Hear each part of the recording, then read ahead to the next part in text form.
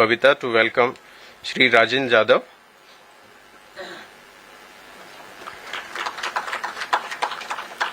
Thank you, everyone. So let me introduce you to our moderator of the session, Shri Prahlad Suktankar. He is a co-founder of a very popular restaurant brand in India, that is Black Sheep Bistro. Prahlad Suktankar graduated with a BBA in Marketing and Hospitality Institute from Les Roches, Switzerland. He has worked with several leading hotels of the world in Switzerland and Ireland. He is also a faculty at VM Salgaonkar Institute of International Hospitality Education, Goa. He is current head of National Restaurant Association of India, Goa chapter.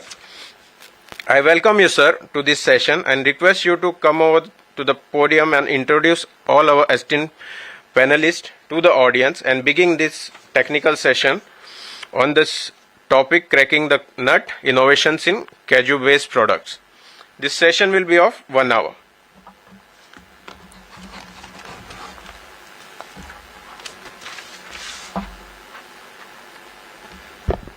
Thank you for the introduction. Thank you. Good afternoon, everyone, and welcome to today's panel discussion on cracking the nut, pioneering innovation in cashew-based products. I'm thrilled to introduce our esteemed panelists who are at the forefront of innovation in this industry. Starting with Mr. Prachit Sanchetis. His 7-year journey across diverse fields took an intriguing turn during the lockdown. Exploring fermentation with fresh perspectives, he mastered koji-based techniques and launched the Brown Koji Boy to blend traditional and modern flavors in Indian cuisine, inspired by the global surge in miso and soy sauce options. Our next panelist, Ms. Aparna Bhatia, a founder of Saurasa Vegan Creamery in Anjuna. Passionate about animal welfare and sustainability, she crafts high-quality plant-based dairy alternatives using wholesome ingredients. Saurasa is celebrated in top restaurants for its commitment to compassion and sustainability, and thanks to Aparna's visionary leadership. Meet Purva Verlekar. She's spearheading the Goan project in Goa. Her mission is to protect biodiversity while empowering locals with innovative products for their sustainable livelihoods. And lastly, Mr. Rajendra Jadhav, CEO of Goan Fest Foods Private Limited. He leads our mission to tackle post-harvest losses in the Goan and Konkan region by developing innovative food products from local produce. Mr. Jadhav's expertise ensures our products maintain authentic flavors while meeting global standards. He is committed to building a seamless farm-to-factory supply chain and promoting the brand Goan Fest nationally and internationally. So welcome all. Let's kick things off with our first panelist, Mr. Sancheti. Prachit, could you please share with us the journey of creating miso from cashew nuts and other fermented products, and what are some of the challenges you faced in the process? So, so typically, for those who don't know what a miso is, it's fermented soybean paste used widely in Japan for a range of soups, noodle bowls, salads, and other dressings. So we took that same concept and started applying it to sort of Indian pulses. And one thing, being in Goa, we were like, why don't we apply it to cashews? And using that sort of as a background, we created, I think, about 4 varieties of cashew miso and sort of cashew products based on the koji-based koji fermentation techniques. The most simplest or the sweetest one that we have is just a roasted cashew miso that we typically just take cashew nuts, we roast them in the oven at a certain temperature for a certain amount of time, and that is then blended with koji rice, which is fermented rice. Essentially, that's your starter, and that's grown on local Goan rice, and that's blended together and aged for 2 weeks. The biggest sort of, from understanding the aspect of the fat, it creates a lot of rancidity that we faced early on, and adjusting temperatures, adjusting to how you can develop something that would still be very, very savory, nutty, and sweet at the same time. So there were a lot of processes that we had to change once we scaled it up. So essentially, when we roast the cashews, we don't immediately blend it with the koji. We actually freeze it overnight to cool it down. Then we blend it just so that it doesn't release a lot of its oils. And then that's again, mixed out with the koji and the salt. But then we also wanted to create something that had the age character, the depth that a lot of the other misos that are here.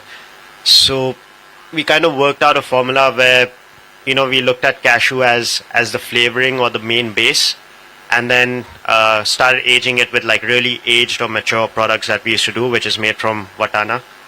So it's an 8-month age or 9-month age watana miso that we do, that is then blended with a young cashew miso, and then we add other sort of ferments to it to kind of allow it to come together in a very nice, wholesome manner. And miso is sort of one of the things that we focus on, and the other thing is we take feni. So in Japan, you have this thing called mirin, which is essentially like a cooking wine. So we took that same principle and applied it to feni, and it yields. It almost goes back to the Iraq stage because of the conversion of the sugars, and you get something that's about 18 to 22% alcohol, but has really nice flavor, really nice depth and character and body to it, which is wonderful to use in cooking, but also great to just have as a drink on the rocks itself. Otherwise, in terms of doing simple applications, we do a cashew chili crunch, which takes in just cashews and curry leaf. But one thing that we kind of really worked on to kind of have a product after product for end usage was a Goan pesto. So just a pesto is a reference, but we took kokum, curry leaves, and the cashew miso as a base to create this pesto that works wonderfully in sort of gnocchis and pastas as well, but really good with seafood, really good with just a toast as well. And yeah, for us, essentially that's where we've been at with the cashew in general. But the work that we've been doing, which we've not really released yet, is with the cashew fruit itself, is understanding how to cure it or how to ferment it further by aging it in a bed of a miso and then dehydrating it, where you get almost a consistency of a jerky, and it's really flavorful. Almost doesn't taste like cashew after a certain point, but yields delicious results nonetheless. Thank you so much, Prachit.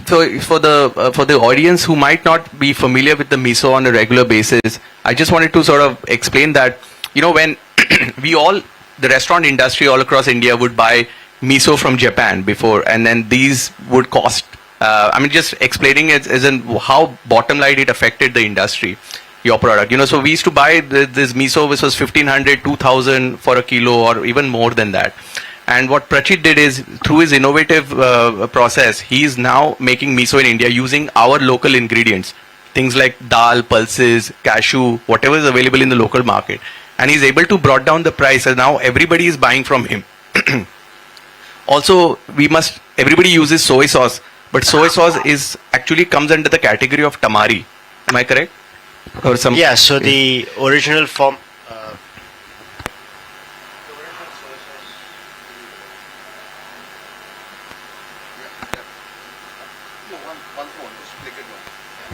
Hello. Yeah, so soy sauce, essentially the origination of it was tamari. Tamari in Japanese means pool of liquid. And that was not brewed. It was through when you make a miso, when it's pressed down, the pool of liquid that rises up through osmosis, and the salt content, and that was collected and harvested out and sold as the product. But obviously, in even a 10 kg batch, you only yield about 700 ml of it. So the Japanese kind of reworked that entire formula and created soy sauce by using roasted wheat and soybeans, and then started brewing it to create soy sauce. And what we've done essentially is take that same principle and created a non-soy sauce, if you want to say it in that way. But we use chana dal or we use rajma and create these sort of liquids. But what we do is ferment them for the right amount of time, which is 6 months, 8 months, 12 months, be it that way, because majority of the soy sauces we get out here in the Indian market right now are done in a 3-day or 7-day process through hydrolysis and like protein breakdowns using enzymes, which doesn't give you the character or depth, and that's why they're able to sell it to you at 100 rupees or 200 rupees for the bottle. So we've got a whole extra amount of flavors, not just soy, but like whole. So thank you so much, Prachit. Now turning to our next panelist, Aparna. How did you come up with the idea of making vegan cashew cheese, and what sets it apart from traditional dairy-based cheeses in terms of taste and texture? So my journey began actually because of my fascination towards veganism and sustainability. So that's what led me to explore the whole world of non-dairy alternatives. So this was about in 2018 when my husband, my son and I, we went vegan. In 2018, we watched some very hard-hitting documentaries on environment, the effects of animal agriculture on environment. So that's what, and that time in India, I think not too many alternatives were available, So that time my husband still used to travel a lot abroad, and he used to bring back a lot of vegan cheeses, But then the lockdown hit and his travel stopped. So I literally found myself at a, I had to go ahead and explore on my own. So that's where my journey started, where I started experimenting with a lot of local products like, of course, cashew, almond, soy, coconut milk. And I also did a course in vegan cheese making. So that kind of, that really helped me up my knowledge of cheese making as such.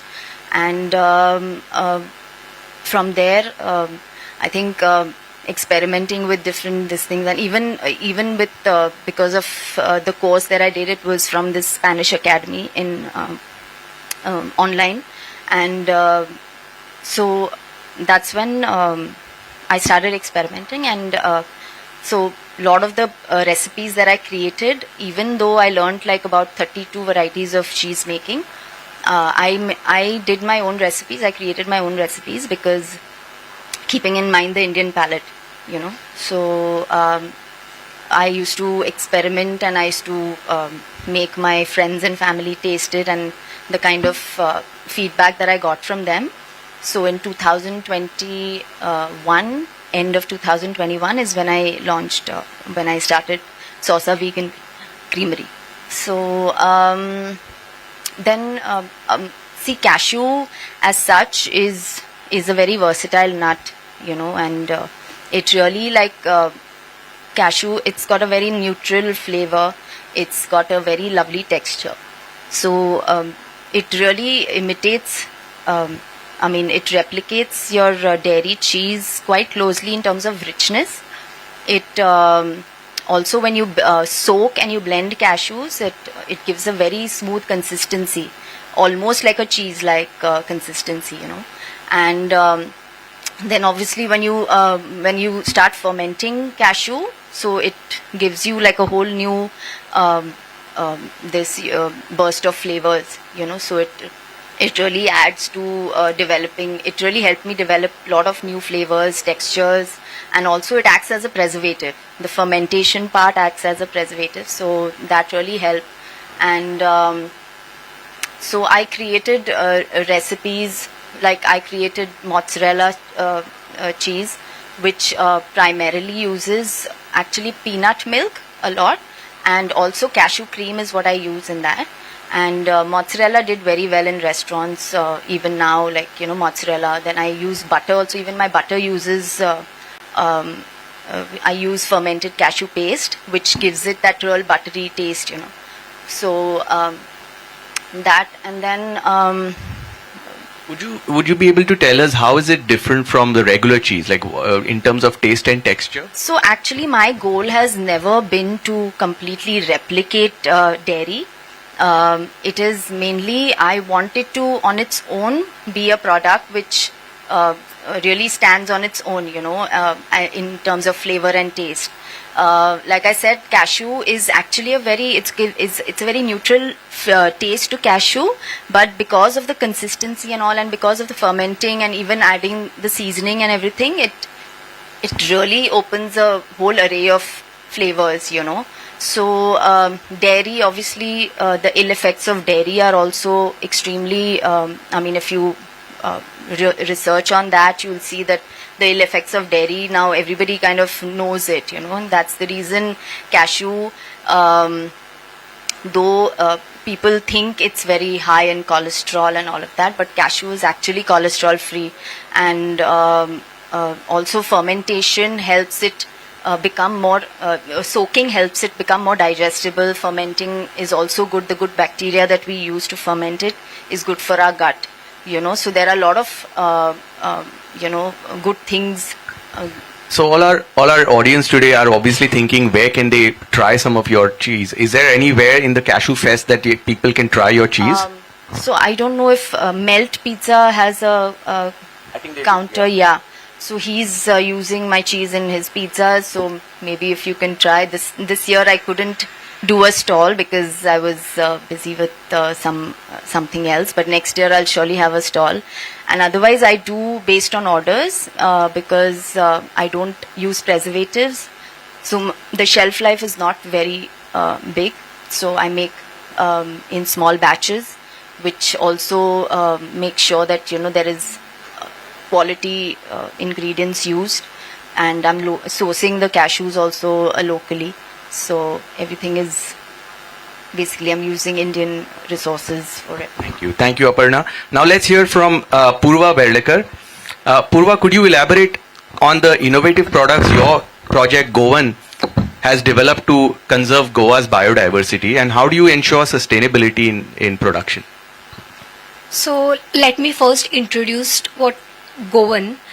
Goan is a project developed by Goa State Biodiversity Board, which is aimed at conservation of biodiversity through livelihood intervention. So basically we try to bind conservation and livelihood together so that bioresources can be conserved in Goa, as well as people can get something out of it. We can strengthen livelihood. So Goan come with various innovative products. We constantly try to incorporate innovation, but most important, we try to keep the traditional knowledge and ancient cultural practices in the recipes. So last year we developed a new product with the help of Team 24 is Rosita drink, which is a cashew apple concentrate. We usually locally call it as a Nira. It is actually a Nira drink.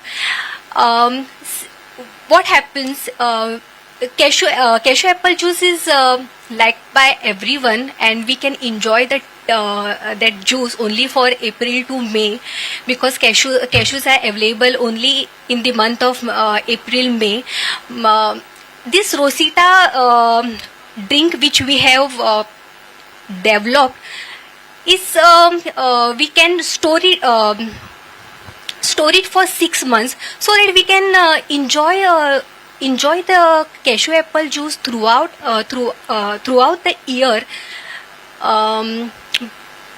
And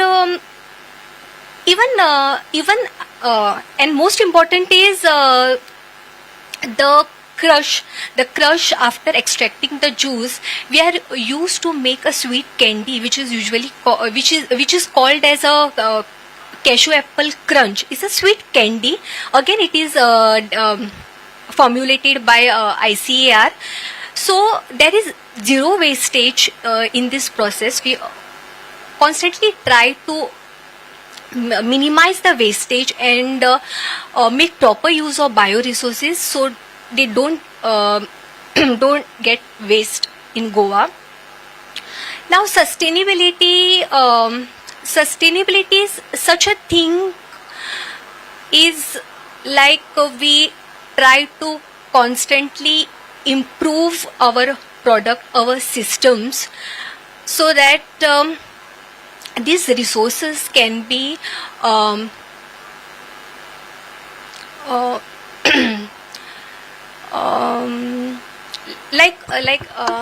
want to tell you, we mainly focus on non-destructive sustainable harvesting practices. We try to create awareness of non-destructive sustainable harvesting practices.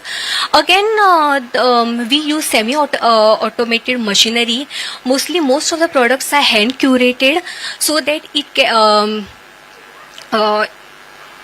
we can keep the traditional knowledge, or we can keep the traditional taste in our products. So, one thing I was fascinated, we've visited your facility last year, and one amazing product that I came across was, you see this cashew apple.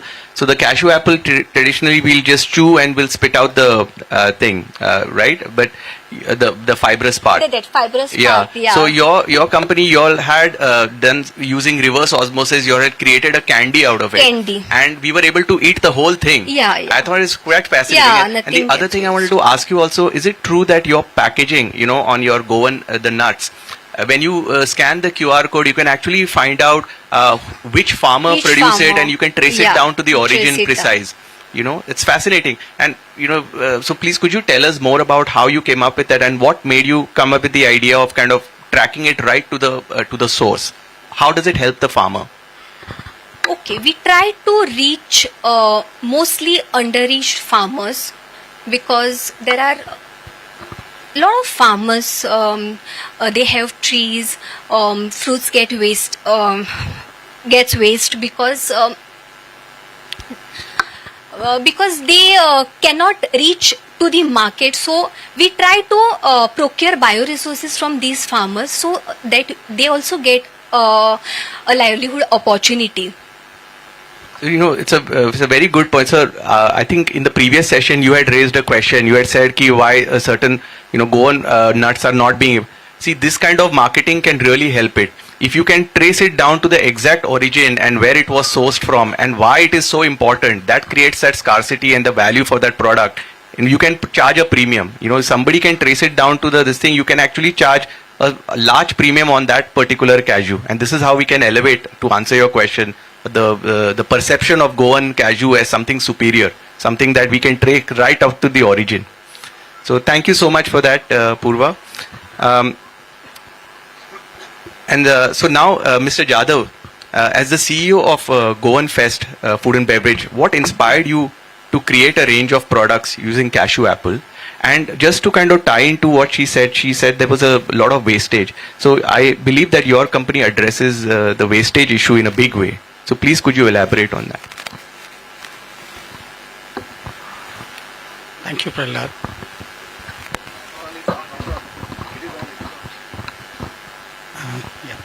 Thank you, Prahlad. And before I begin, hats off to Diva Madam and Goa Forest Development Corporation team.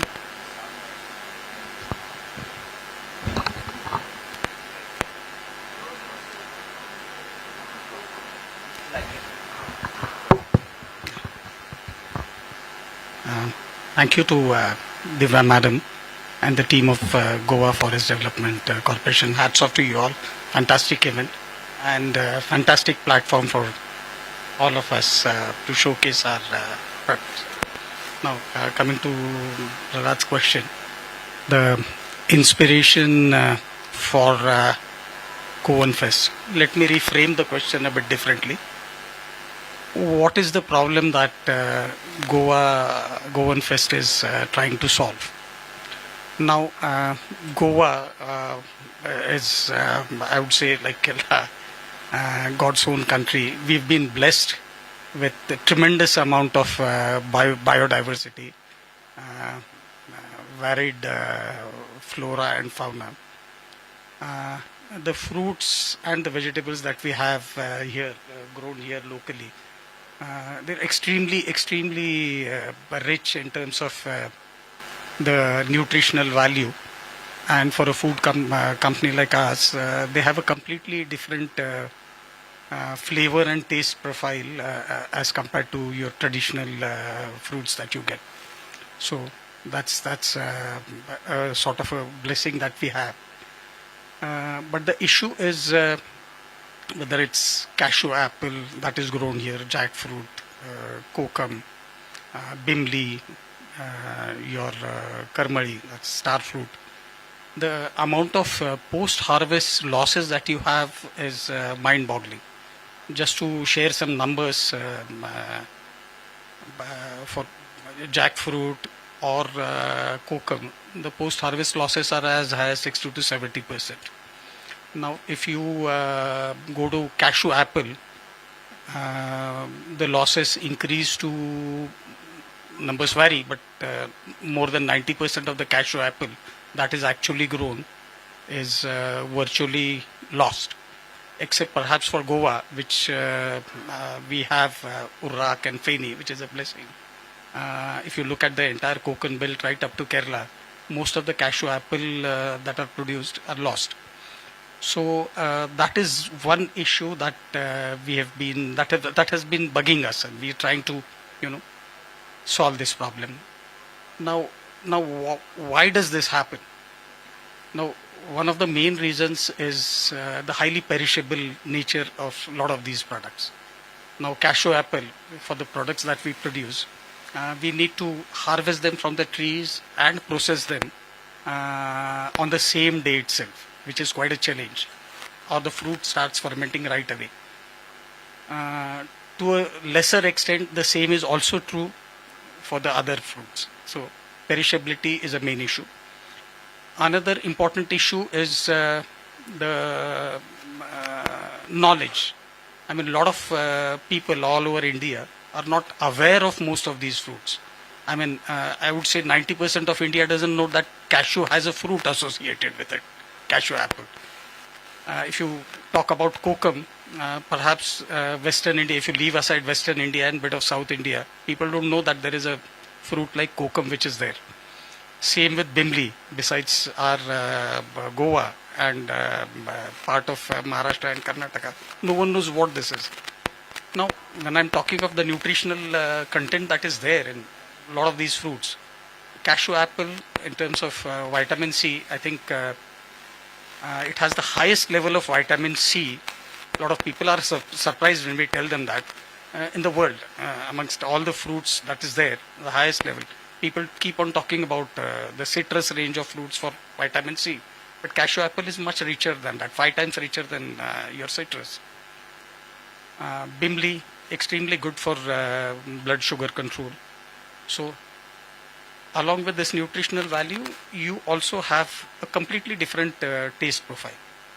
Now, the second issue that I was talking of is marketability. Since the fruits are not well known, how do you find market for all of these products? Would people accept it beyond the traditional belt? So that is another challenge which is there. Now, third issue is a lot of these fruits are seasonal fruits. So how do you ensure, I mean, if you develop a brand and create products out of it, how do you ensure that your products are available throughout the year? That is the third challenge. Fourth challenge is the infrastructure, both at storage, cold store level, manufacturing level, that is not available. There is one more challenge, the technology to handle all of this, that is not available. Now, what if you sum all of this up, what it amounts to is for all of these fruits, there is a huge amount of income loss to the marginal farmers, because a lot of this simply goes waste. It's a waste of our national resource. Second part is we are also depriving, in a way, we are depriving the greater country, India, in terms of the high nutrition that these products can offer. So the gist is, the problem that we are trying to solve is how do we come out of this? What is the solution for this? So in terms of solution, so this is what we were trying to tackle at Goan Fest. There is a common theme between all of us. our brain cells were stimulated during, the lockdowns and COVID that happened. So I've been an investment banker throughout my life. My partners, we were talking about this for ages, for years. But COVID is what stimulated us to do something about it. Say, my partner Amul Mahali from Kankon, Chetan Goyani, we thought that, hey, let's stop talking about it and let's do something about it. So that's where Go One Fest started. Now, how do you? I mean, I've elaborated the problem. How do you solve this problem? So, number one, we spent almost 4 years. We put a team together. We set up a R&D team and developed products of using all of these excellent fruits that are God-given blessing for all of us here. So, in terms of cashews, we have created a fruit drink, a sort of a version of Nero as we know it, but that has a shelf life of 6 months and available throughout the year. We have cashew apple chutney which is there. We've created cashew butter. We of course have seasoned cashews in our portfolio. We are also coming out with cashew apple sauce. Excellent sauce can be made out of it. So we are doing R&D on that product. Along with this, we have in our portfolio fruit beverages made out of bimli, made out of kokum, out of jackfruit. We have jams, we have chutneys, and we also are developing a lot of other snacks out of these food products. So that is the first step, development of the product. Second is, I was talking about the lack of knowledge about all of this. So how do you educate the customers? How can you create a market of it? That's a major challenge. I mean, you can making product, as we have seen, is the easier part of it. Creating a market is the difficult part of it. So we have tackled that in our own way. The third is we have created the infrastructure. We have developed manufacturing technologies adopted from whatever is available in the market to manufacture all of these products on a commercial scale. Now, another important part is this is again a work in progress for us to create a supply chain right from the farmers to factory. So we have created and in the process of creating cold storage infrastructure, transport and logistics to handle that issue. Now coming to the market part of it, which I said is the most critical missing piece in this. We have, after the product development, we have focused on developing Go One Fest as a brand. And in developing that Go One Fest as a brand, we have benchmarked ourselves against the top of the line companies globally as well as in India. So in terms of the product quality, by that I mean the taste and flavor profile and nutritional value, we know we are one of the best in the world. Along with that, we have appropriate packing technologies, labeling technologies, packing, labeling, to number one, increase the shelf life and make it into a world-class looking product in terms of branding and marketing effort. So the effort is to make Go One Fest into a premium, well-known brand, not only in India, but globally. Thank you. Thank you so much. This is really inspiring and incredible what you all have achieved. And, you know, for those of you who are not familiar with their products, next time you take a flight from Mopa to Andaman, you will find your products on the flight, I believe. Right? Congratulations for that. So,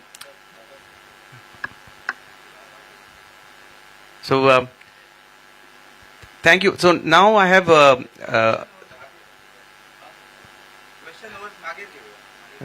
कितलो वेळ आसा आमकां accordingly आसा okay so आणि एक 5 मिनटां एक so thank you for your insights. Now just a quick question, how do you this anyone can take on the panel, when you're it's first of all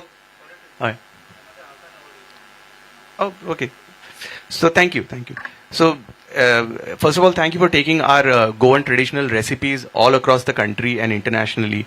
And but one question arises is, how do you take the traditional recipes, and when you're commercially manufacturing it, how do you make sure that the authenticity of the taste remains? Is that one of the challenges that you find yourselves with? Anyone can take this question. I can talk about Goan first. It is a challenge. And the only way you can solve it is through R&D. We have literally developed and thrown away hundreds of recipes. So just to give you an example, the pickle that we have pickles of jackfruit, we have pickles of Koronda, we have tendli pickle and chili pickle, all based on Goan recipes. Now you have jackfruit pickle, which is common in East as well as North India, katal ka achar. But we had to give it a Goan theme because, we have some very excellent pickles in terms of taste profile in Goa. But then what you need, the challenges there are in the process itself, in terms of the spices that you use, timing, and the shelf life, the mix of spices that you use and impact on its shelf life. Even the stage at which you add that, the temperatures or the manufacturing process that we use. So it's a process of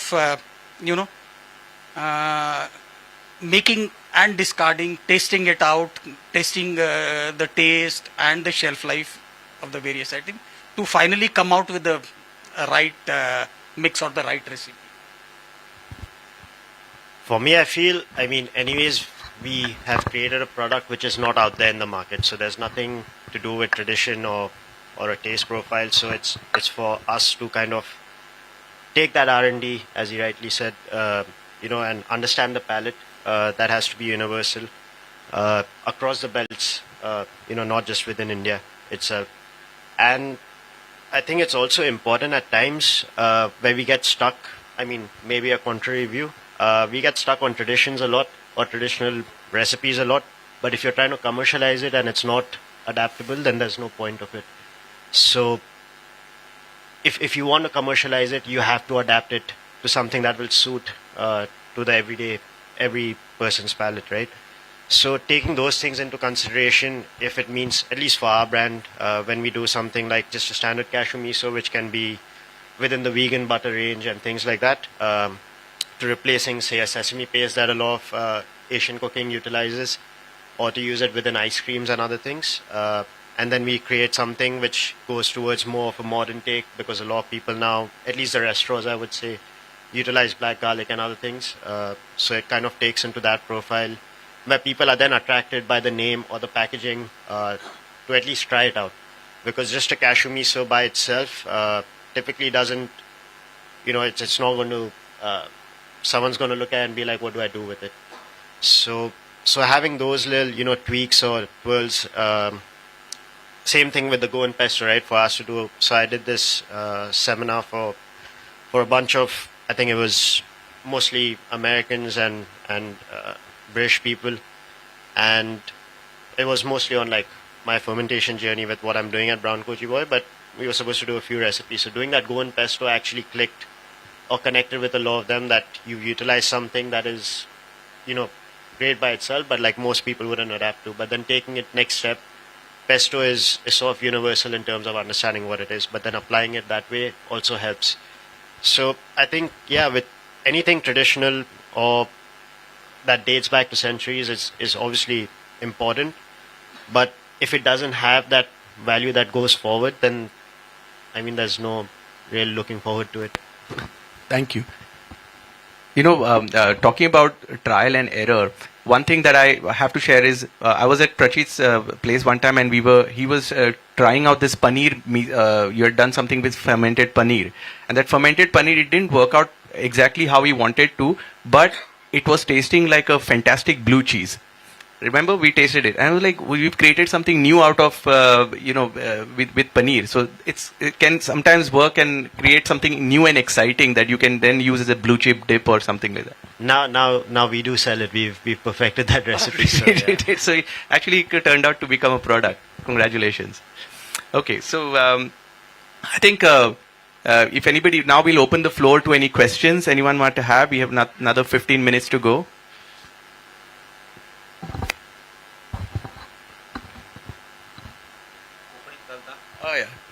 Oh yeah, सामके. ना सामके कोंकणीन 100%. Thank you. Jadhav sir, तुमकां एक प्रश्न आसा की आमी येदोळच्यान डिस्कस केलें काजूच्या बाबतीन की काजूच्या बाबतीन रोस्टेड काजू अँड ड्रम रोस्टेड काजू दोन प्रकार असतात तेका. ड्रम रोस्टेड काजू Now your favorite app is bigger and better. Plus English, Konkani and Marathi content. Plus issues from Karwar to Ratnagiri. Plus the Goan Everyday, Goan Varta, Bhangarpui, Konkan Saath, Goan Varta Live and Konkan Saath Live all on single app. All this and much more. Prudent Plus app. Download now. Now your favorite app is bigger and better. निर्याचेर केलें. निरो म्हटलं तो पयलो product तो. आमी एक product जाता भितरल्यान जो प्री मॅच्युअर कॅज्यू असतात न्ही, प्री मॅच्युअर ज्यो झाडा वयल्यान काडटात आमी हरव्यो आसतना, आनी तेका म्हणटात बिबो. आनी बिब्याक ह्या डिमांड खूब आसता मार्केटान, आनी तो सगळ्यान चड म्हारग आसता. सगळ्यान चड it is costlier than all these. आनी ताका डिमांड चड आसता. ते बियाचे भाजी म्हणून सुद्धा त्याचो उपयोग केलो वता. तो एक बिब्याचो एक विषय तुम्ही घेवपाचो. बिबो सुद्धा एक पार्ट ऑफ दॅट आयटम. ताजे नंतर आनी कोण असले उरलेले आता, आनी कोण असले ना, तोच बिबो हो भितर एक इन्क्लूड करपाक जाय. हय हय हय हय तशी न्ही. पण कितें आसा सर, कितें आसा, बिबो म्हणटात तो हें करून कितें उगडून सोडलेलो बिबो म्हणटात तेका, कळ्ळें न्ही. तेका डिमांड चड आसा मार्केटान. आनी मार्केटान येतात न्ही बिबे आतां. तशें न्ही, पण बिबे येतात मार्केटान, अवेलेबल आसा. तुमी पळयलां आसतलें न्ही. तुमी हें करपाक शकना, कळ्ळें न्ही तुमकां. अशें आसा. हय हय हय हय.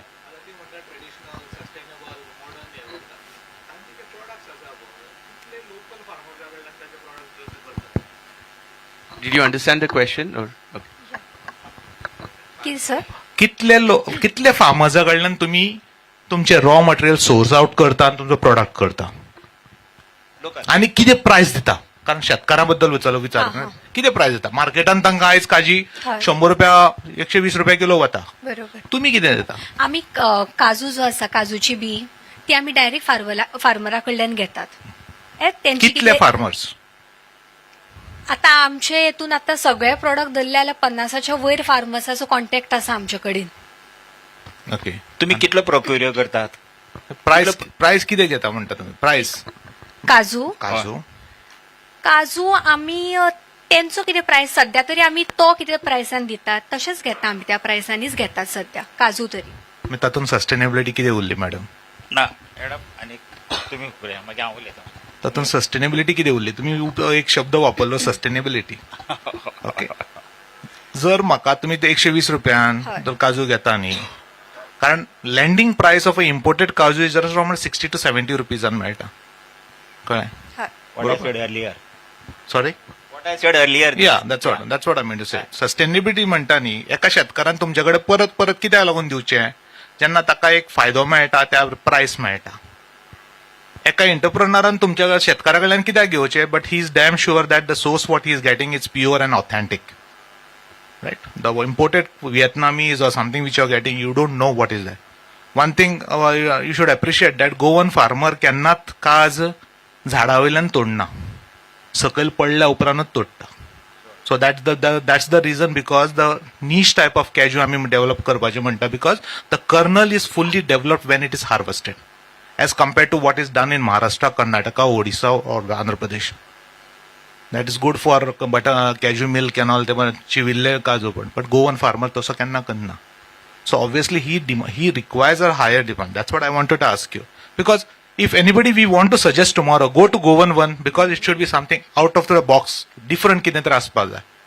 तुम्ही जर तातूंतल्यानूच करता जाल्यार शेतकार तुमच्या कडल्यान येवचो कनेक्ट जावचो ना.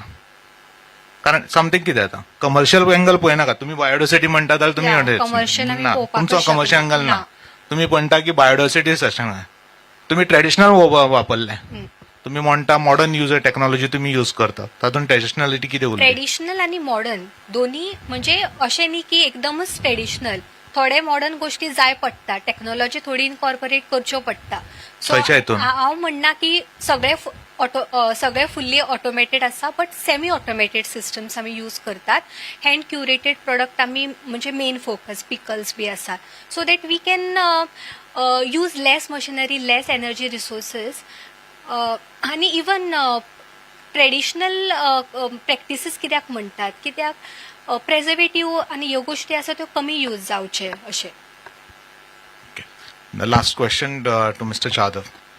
There are 4 products what you have mentioned. With little knowledge about that, one is Bilimbi, second is Karambola, what is Karamal you call it. Third one is Cashew, fourth one is Kokum, and fifth one is Jackfruit. Apart from Cashew, all these products are highly perishable. They are climatic fruits.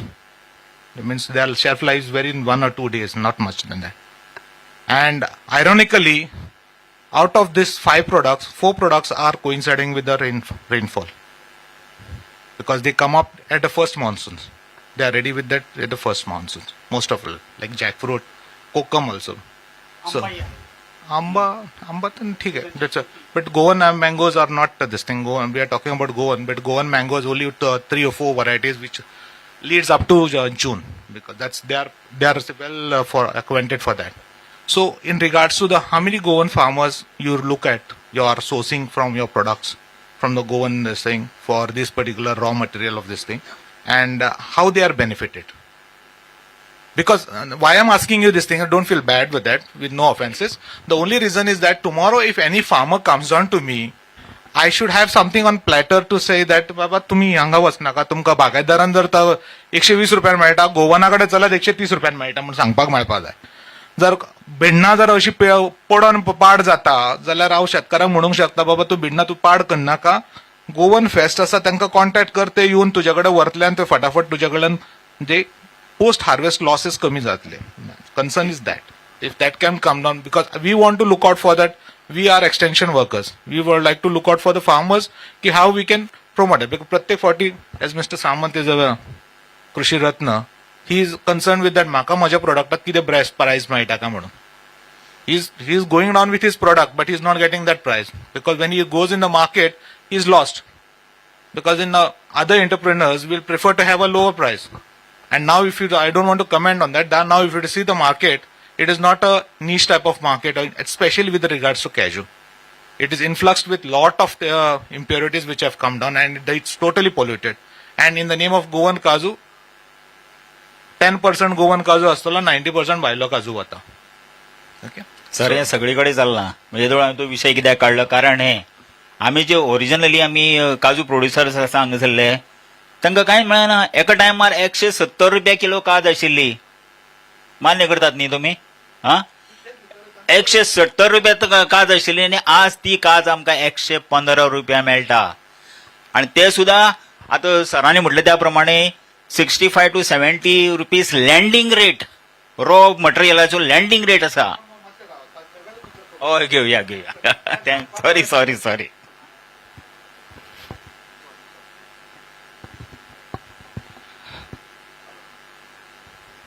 Hello. Right question. पण मी मराठीत उत्तर देतो. पण आपण म्हणजे main issue जो आहे, आम्ही आमच्या परीनं प्रयत्न करणार, पण त्याचं इम्पॅक्ट जो आहे तो लिमिटेड. तर प्राईज इश्यू जे आहे ते पॉलिसी लेवलवर